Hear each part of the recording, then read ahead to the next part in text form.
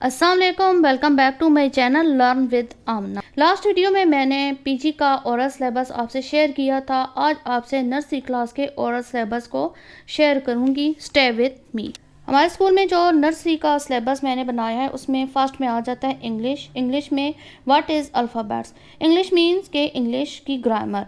Tell two types of letters, what is noun. Easy सी हमने इधर डेफिनेशन बना दी। The set of letter from A to Z is called alphabet. Vowel letters, consonant letters के बारे में हम बताते हैं। और noun is the name of person, place and thing. Second term में ग्रामरी के हवाले से आ जाता है tell some nouns, boy, copy या कोई भी नाउन वगैरह। What is word, meaningful group of letter is called word. Tell some example of word, what is phrase, tell some example of phrase. ये हो गया ग्रामर। थर्ड टर्म में हमने कुछ ऐसे ओरल में शामिल किए हैं। फॉर एग्जांपल माई सेल्फ जो ऐसे है वो बच्चा लिखना भी जान जाए और ओरल में कर सके। ज़्यादा ओरल में हम करवाते हैं, नर्सरी का बच्चा है फुल नहीं कर सकता है, तो ओरल वर्क में हमने ऐसे माई सेल्फ लिखा है, ऐसे ऑन माई टीचर, स्टोरी है टेलिंग स्टोरी, थर्स्टी क्रो, और प्रेजेंटेशन हमने लिख दी है ऑन चेयर। ये थर्ड टर्म तक बच्चे इस काबिल हो जाते हैं कि वो ऐसे अपने बारे में बता सकें, टीचर के बारे में कुछ इंग्लिश में बता सकें, स्टोरी इंग्लिश में सुना सकें और एक प्रेजेंटेशन रख दी है। साथ ब्लेंडिंग ऑफ टू लेटर्स मैंने किया है और इस पर मैंने एक वीडियो भी शेयर की है, बल्कि बहुत सारी 3-4 मेरी वीडियोस आई हैं जिसमें मैंने लेटर ब्लेंडिंग के बारे में बताया है। फर्स्ट में मैंने वावल लेटर्स की कॉन्सोनेंट लेटर के साथ लेटर ब्लेंडिंग के बारे में मैंने रखा है, जैसे कि बा, बे, बी, बो, बा, ड, डे, डी, डो, डो, खा, खे, खी, खो, खो, फा, फे, फी, फो, फो, गा, गे, गी, गो, गो, हा, हे, ही, हो। प्ले ग्रुप में मैंने फोनिक साउंड को रखा था, जैसे कि मैंने आपसे शेयर किया था, और सिंगल लेटर की फोनिक साउंड थी। अब मैंने 2 लेटर्स ब्लेंडिंग की साउंड, यानी कि हर कॉन्सोनेंट को वावल के साथ किस तरीके से ब्लेंड करके उसकी साउंड बनती कैसे है, इसकी प्रैक्टिस ओरल में हम करवाते हैं। लेटर ब्लेंडिंग बहुत ज़्यादा है में, अगर आपने इस बारे में जानना है तो मेरी पूरी सीरीज़ है, आप लेटर ब्लेंडिंग के हवाले से वो भी चेक कर सकते हैं। पोएम्स की हमने बुक रखी हुई है। फर्स्ट टर्म में हमारी ये पोएम्स हैं, 3 पोएम्स हैं। सेकंड टर्म में भी 3 पोएम्स हैं और थर्ड टर्म में इनका हमने ओनली नेम लिख दिया क्योंकि बुक से पेरेंट्स देकर उधर से याद करवाते हैं। कुछ पोएम्स जो है वो बुक से नहीं थी और पोएम्स जो है वो बच्चों के लिए बहुत अहम होती हैं, उनका कॉन्फिडेंस को बिल्ट अप करने के लिए। बच्चों को वैसे भी रिदम में पढ़ना, हिल हिल के और एक्शन से पढ़ना, तो थर्ड टर्म के लिए जो हमने पोएम्स दी हैं वो इनकी बुक के अलावा हैं, इसलिए हमने उनकी बाकायदा इधर प्रिंटिंग की है। ग्रेस है, daddy finger, find the peanuts, 5 little finger, ये एक्शन पोएम्स है और ये बच्चों के लिए थर्ड टर्म में हमने रखी है। नेक्स्ट आ गया स्पोकन इंग्लिश। जैसा कि मैंने पहले बताया था, स्पोकन इंग्लिश के हम छोटे छोटे जो सेंटेंस होते हैं वो शुरू से बेसिक जो है वो सेंटेंसेस हम करवाते हैं, ताकि जब बच्चा बड़ी क्लास में पहुंचे वो इंग्लिश बोलना भी सीख जाए और समझना भी सीख जाए। इसमें कुछ वही वर्डिंग हमने यूज़ की है, अस्सलाम वालेकुम, good morning, good afternoon, good evening, good bye, thank you, excuse me, sorry, please, sit down, stand up, take it, give it to me, get up, और इस तरीके से ये सारा जैसे कि आपको नज़र आ रहा है। ये तकरीबन 47 जो है सेंटेंसेस हैं और अल्लाह का शुक्र है बच्चे बहुत अच्छे तरीके से पढ़ पाते हैं, समझ पाते हैं।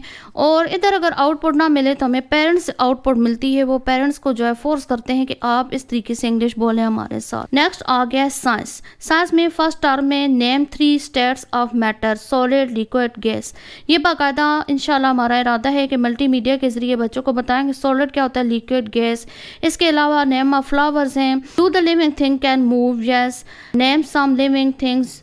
और इसके अलावा सेकंड टर्म में कायदा जो है ये लिक्विड के बारे में बताया गया कि उसकी कुछ एग्जांपल दें, गैस की, सॉलिड थिंग्स की कुछ एग्जांपल दें। क्लोरोफिल क्या होता है, ये बाकायदा हम बच्चों को लेकर जाएंगे, अपने स्कूल का जो छोटा सा लॉन है उसमें बाकायदा लेकर जाएं, क्लोरोफिल के बारे में बताएंगे। हर्ब्स के बारे में आगे कुछ हर्ब्स के नाम है। थर्ड टर्म में हैबिटेट क्या होता है, types of habitat, parts of body, skeleton, और बोन्स के बारे में, ह्यूमन बॉडी की बोन्स कितनी होती हैं, और मेजर बॉडी ऑर्गन्स। ये बाकायदा इनको मॉडल्स के जरिए बच्चों को बताया जाएगा। नर्सरी में हमने कंप्यूटर स्टार्ट कर दिया। फर्स्ट टर्म में बेसिक चीज़ें, what is computer, name some parts of computer, can we talk on computer, can we play on computer, can we read on a computer.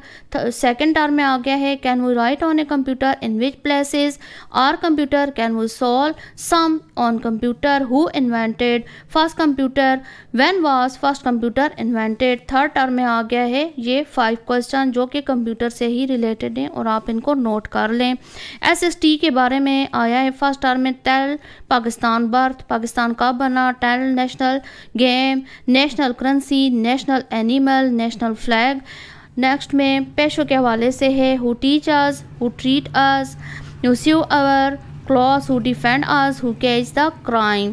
Third term में name some places around us, इर्द गिर्द के जो हमारे चीज़ें होती हैं उनके बारे में, days of week, months of year, और which day we offer Jumma prayer. Activity day है हमने कुछ रखे हुए थे, उसके बारे में शुरू साल ही से हमने प्लानिंग कर दी थी। उसमें पजल्स हैं, कुछ पजल्स मैं इंशाल्लाह शेयर करूंगी आपसे कि हमने स्कूल में किस तरीके से पजल रखे हुए हैं और वो एक्टिविटीज़ करवाई किस तरह जाती हैं। नेक्स्ट में draw of lines and shapes activities, यानी कि ये एक्टिविटी बाकायदा करवाएंगे, बच्चे मार्जिन लाइन खुद लगा सकें। आपने अक्सर गौर किया होगा बच्चा 4th 5th तक चला जाता है तो मार्जिन लाइन वो अच्छी तरीके से नहीं लगा सकता।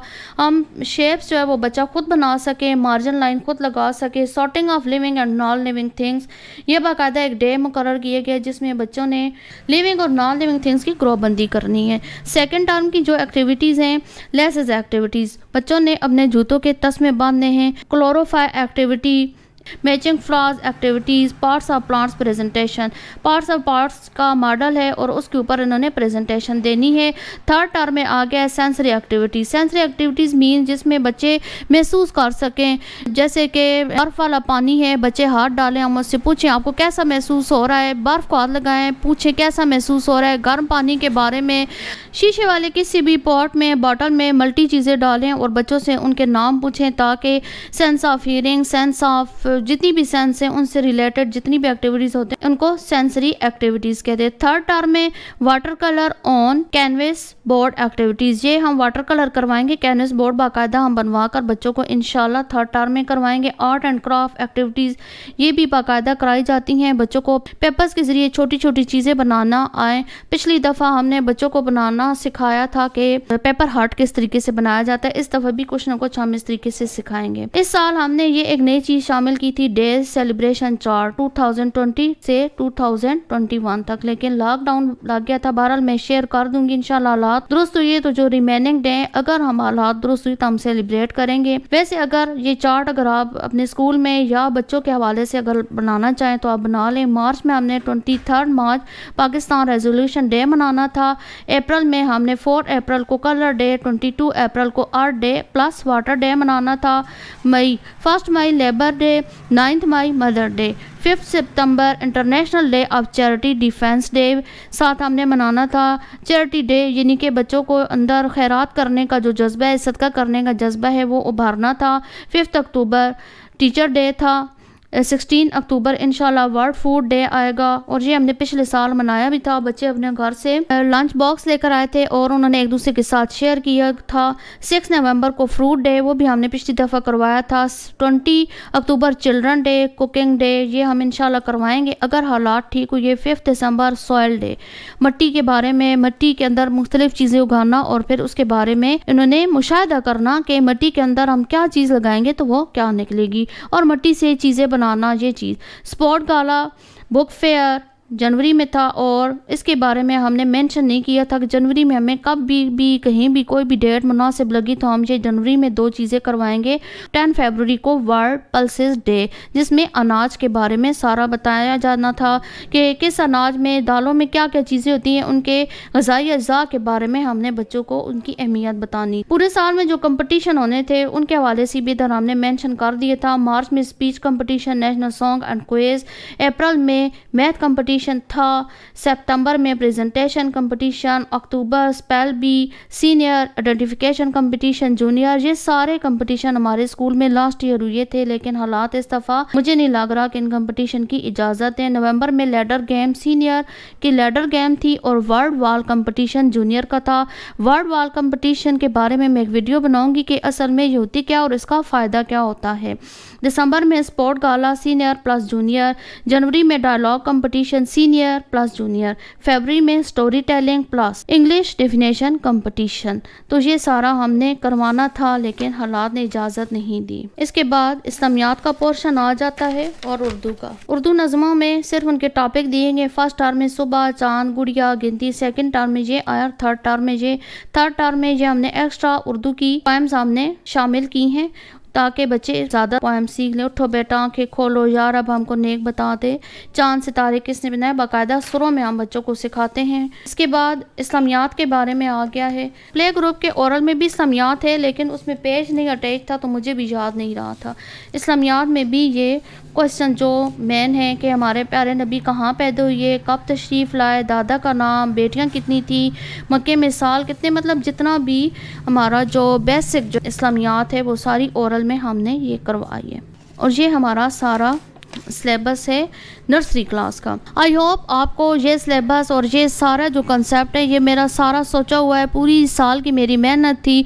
और बच्चों के अंदर जो सलाहियतें हैं, यकीन माने बच्चों के अंदर बहुत ज़्यादा सलाहियतें हैं।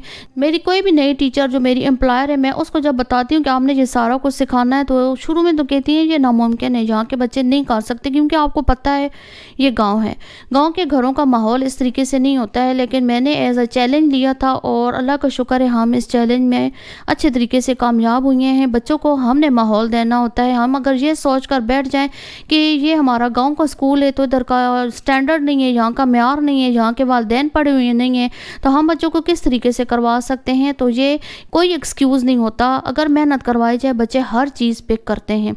आई होप आपको ओरल सिलेबस के हवाले से मेरे कंसेप्ट भी अच्छे लगे होंगे। अगर आपको ये वीडियो अच्छी लगी इसको लाइक करें, इसको शेयर करें, बेल आइकन को हिट करें ताकि मेरी वीडियो का जब भी नोटिफिकेशन आए आपके सेल पर घंटी बजे। मेरे चैनल को सब्सक्राइब करें। मिलते हैं किसी नए कंसेप्ट और नए लेसन के साथ। अल्लाह हाफिज़।